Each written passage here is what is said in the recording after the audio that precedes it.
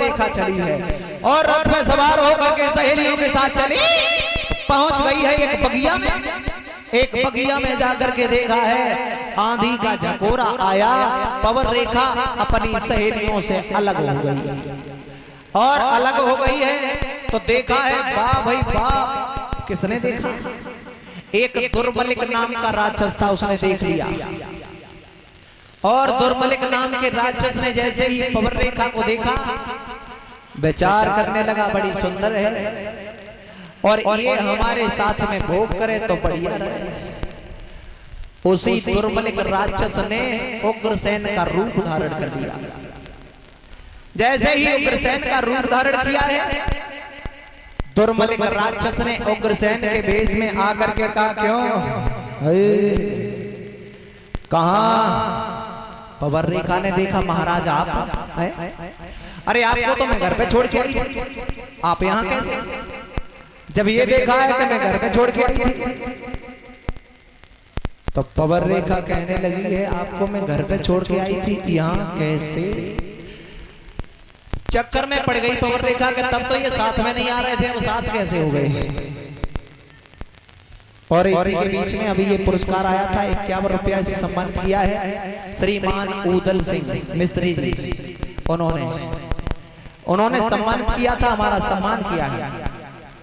जैसे ही पवन रेखा ने कहा आपको तो मैं वन में छोड़ के आई, घर पे छोड़ के आई थी, यहाँ कैसे आ गया? वाह भाई भाई। तब वो दुर्मलिक नाम का राक्षस जो भेष धारण किए था बोला पागल हो गई यहाँ पर, एक बात नहीं जानती आप जहां से चली आई थी, तुम्हारे आने के बाद हमारा मन ही नहीं लगा।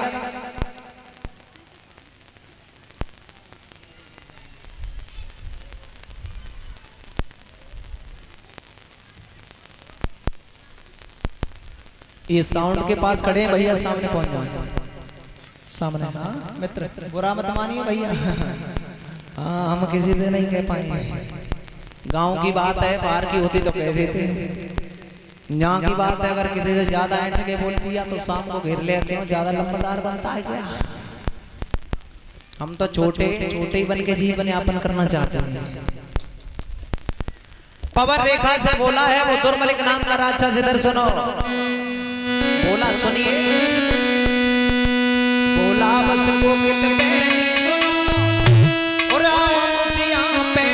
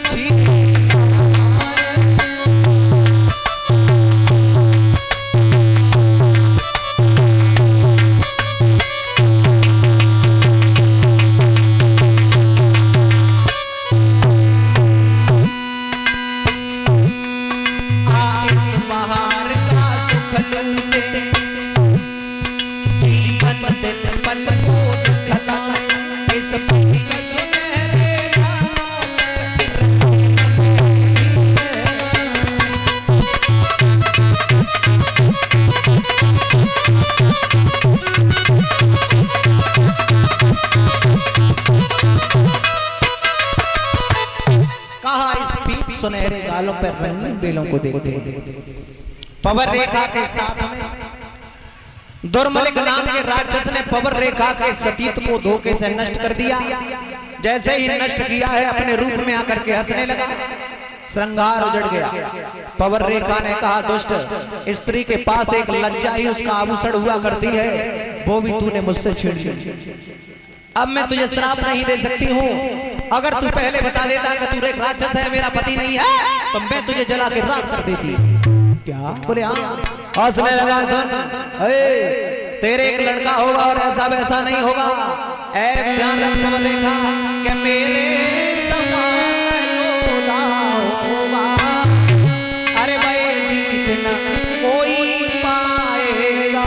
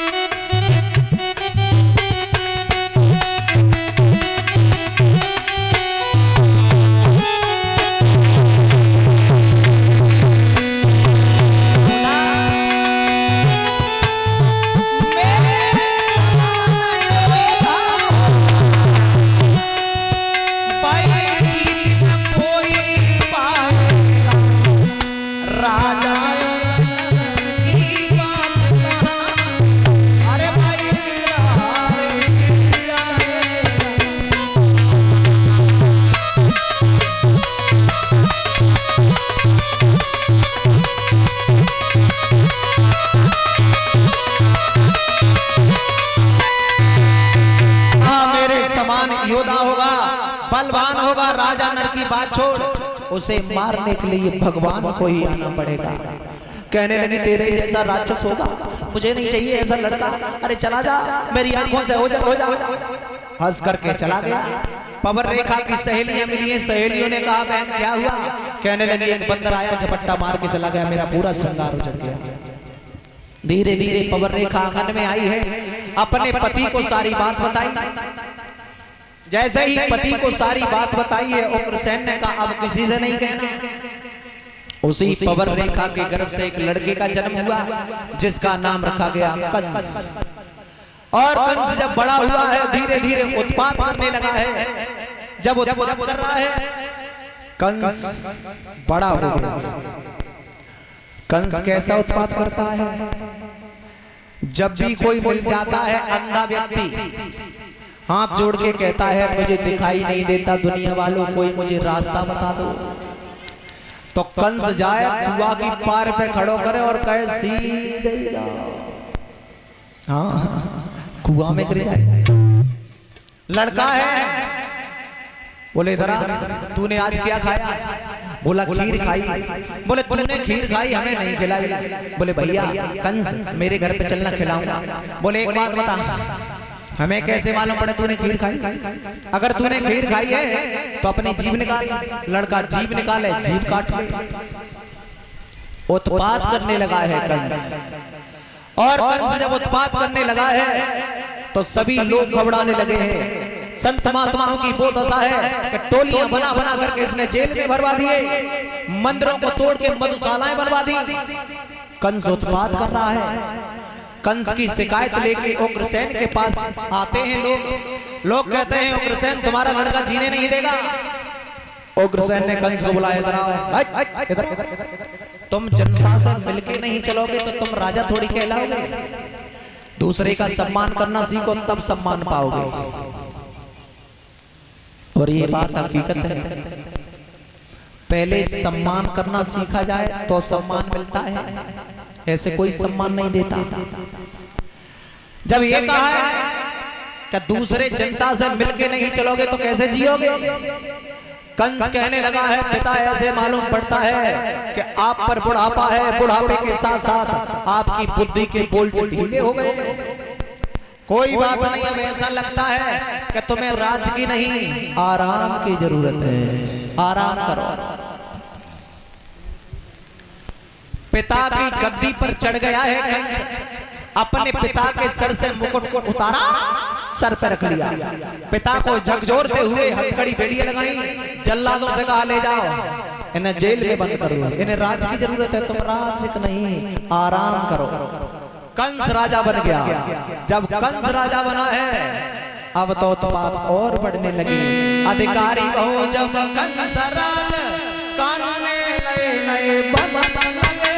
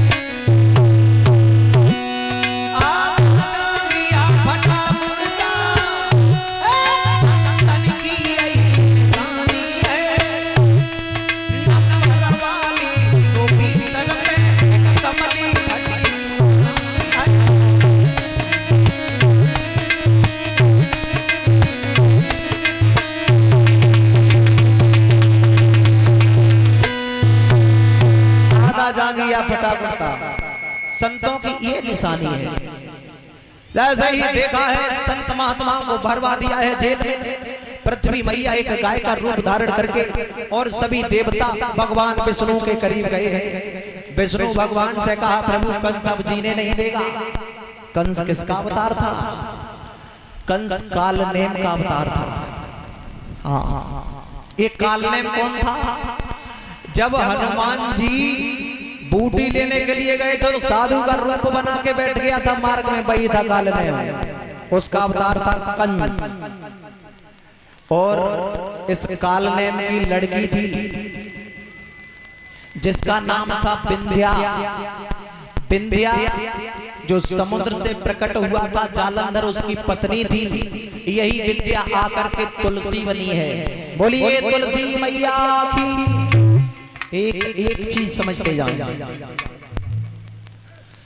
कंस उत्पात कर रहा है। एक बार कंस पहुंच गया है महेंद्रगिरी पर्वत पे। परशुराम तपस्या कर रहे थे, नीचे से पर्वत को उठाया और हिलाने लगा। परशुराम कहने लगे कौन है? ऐसा मालूम पड़ता है कि परशुराम की वीरता से वे तू परिचित नहीं है क्या? बोले हाँ। परशुराम ने 21 बार क्षत्रियों को विहीन कर दिया और तुम इस पर्वत को हिला रहे हैं।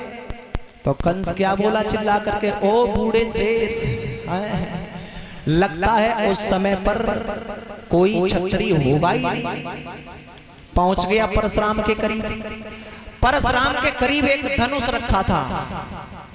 परशुराम ने कहा इस धनुष को उठाओ और ऊपर से नीचे कर दो। अगर तुम 21 बार ऊपर से नीचे करोगे तो समझ जाएंगे कि आप बलवान हैं। कंस ने धनुष को उठाया, ऊपर किया, नीचे किया, ऊपर किया, नीचे किया। 21 बार नहीं 25-26 बार कर दिया। बोले और करना है क्या?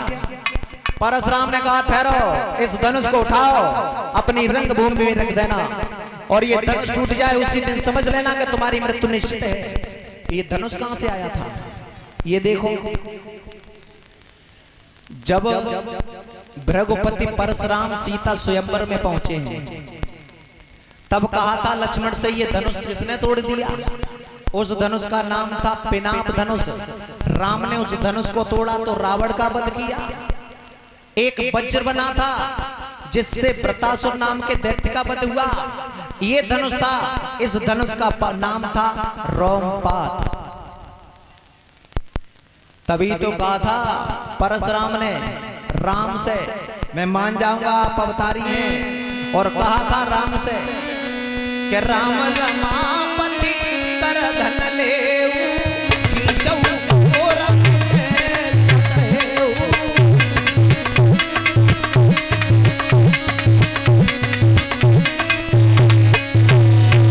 ओ सीताराम हरे राम हरे सीताराम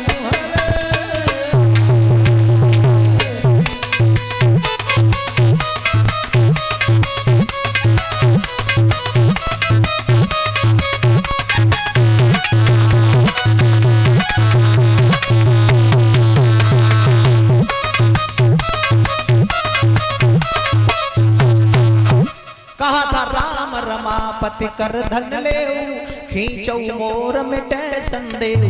मैं मान जाऊंगा आप अवतारी हैं राम। तब राम ने उस पर प्रत्यंचा चढ़ाती थी। धनुष लेकर के परशुराम लौटे आए थे। वही धनुष रखा हुआ था परशुराम का, दे दिया कंस। ये जिस दिन टूट जाए समझ लेना मृत्यु है। अब यही धनुष कन्हैया कल तोड़ के कंस का वध करेंगे, लीला में देखेंगे। आओ देखते हैं आगे। उस धनुष को ले आया। नरकासुर जिसे बोलते हैं, भौमासुर भी बोलते हैं। बृहस्पति का राजा था। इसके आकासुर, बकासुर, धेनकासुर, प्लम्बासुर, पूतना, केसी, तृणाव्रत, केसी, सकटासुर, व्योमासुर, 9 भाई थे। एक पूतना बहन थी। उन 9 को ले आया। 9 भाई इसके सगे थे। अब तो इसके बगल में रहते हैं सभी गुंडे। कंसराज जिंदाबाद, जिंदाबाद के नारे लग रहे हैं। कंस कहने लगा एक बात बताओ, शादी के योग्य कोई शादी वाला क्यों नहीं आता? और शादी की बात कही जाए तो उनके जियरे को समझ आवे जिनको ब्याह होते ना। शादी तो बात ही अलग है। भक्तजनों, एक ने बता दिया मगध के रहने वाले जरासंध हैं। जरासंध की 2 लड़कियां हैं, अस्ति और प्राप्ति। चले जाओ अस्ति और प्राप्ति आंगन में के दोनों चंद्र बदन उजियारी, नादान उमर की बात।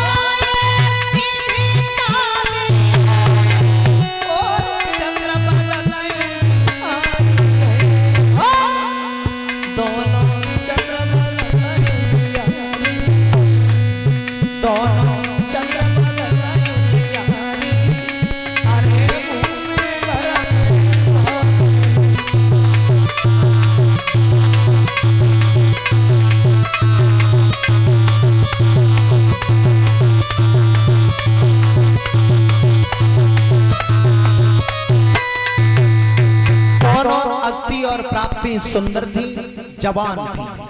ये किसकी लड़की थी? मगध के राजा जरासंध की। जरासंध की दोनों लड़कियों को निहार करके कंस पहुंच गया जरासंध के करीब। कहा, ओए महाराज की जय हो, क्या मैं बैठ सकता हूं? जरासंध ने कहा, कंस ऐसी कैसी मजाक कर रहे हो? अरे आप मथुरा के राजा हैं। कंस कहने लगा, आप हमें जानते हैं? बोले, तुम्हें कौन नहीं जानता? बोले, तो ये भी जानते होंगे हमारे बारे में? बोले, तुम्हारे बारे में भी जानते हैं। तो फिर विलंब काहेगा? विलंब कैसा? बोले, विलंब ऐसा कि दोनों लड़कियां हैं, हम शादी के योग्य हैं, शादी के लिए नहीं सोचा क्या? बोले, हाँ, शादी कर दो। कंस कहने लगा है, शादी अपनी दोनों पुत्रियों की हमारे साथ कर दो। जरासंध कहने लगा, जिस तरीका से तुम चले आए ऐसे शादी थोड़ी होगी। फिर कैसे होगी? बोले, शादी ऐसे होगी कि आपको हमारे यहाँ पर एक कुबलिया पीड़ हाथी है। कुबलिया पीड़ हाथी का कुबलिया पीड़ नाम काहे के लिए पड़ा? सुनो, एक हाथी था जरासंध के यहाँ, बड़ा बलवान था। उस हाथी में जरासंध ने यूं धक्का दे दिया तो वही हाथी दब गया। जिसका कूला दब गया था, उसकी पीड़ा उस हाथी को सताती रहती थी। पीड़ा सताने के होने बाद भी कंस बड़ा बलवान था, वो हाथी बड़ा बलवान था। कंस से कहा है, उस हाथी से युद्ध करना पड़ेगा, कर सकते हो? कंस कहने लगा, कहाँ है? हाथी को भेजवाया जाए।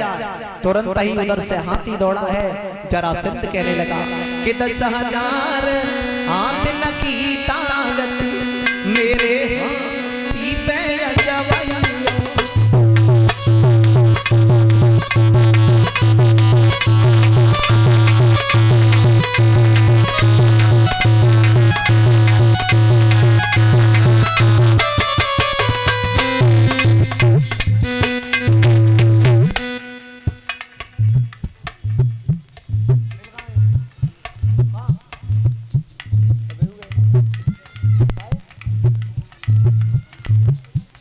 वसुदेव कौन बनेंगे? आप में से आप बनोगे? अति उत्तम। इधर आ जाओ, पीछे आओ, पीछे आओ।